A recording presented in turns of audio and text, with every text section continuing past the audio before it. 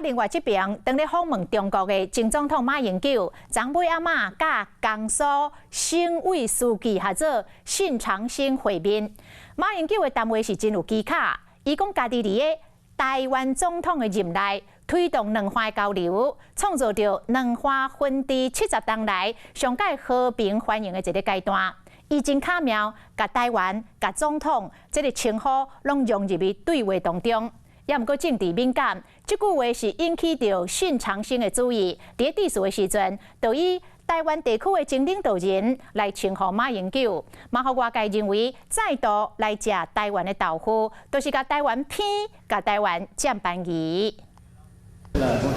前总统马英九从中国张宏时啊，和江苏省委书记信长兴见面，两人微微笑，道道行向中，交流看起来真自然。也毋过马英九甲讲过提起来念，放下争执，能够尽可能的在许多议题上达成共识，这也是我过去在台湾这个总统任内推动两岸交流。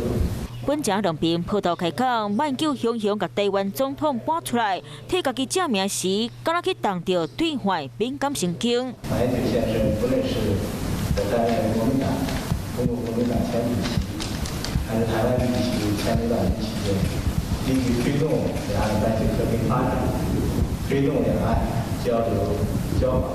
凡说是听到总统这个敏感称呼，信长兴伫咧刷落来致辞内底，特别用台湾地区前领导人来叫马前总统。当听到对方来甲伊食豆腐，本正听甲伊伫咧担头的马英九，规人总袂顶袂当。啊那会方反叫，可能是因为迄天下晡这段话引起争议。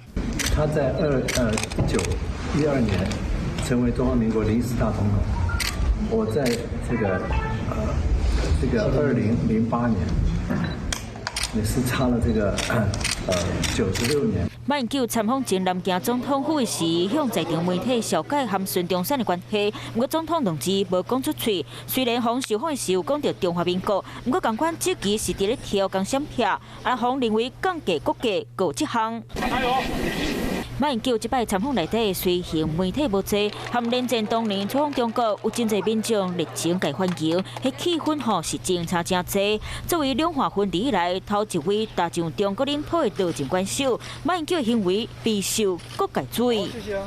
Hello， 大家好，我是乃瑜，要教给大家2个任务。第一个，华视新闻的脸书专页，你按赞了吗？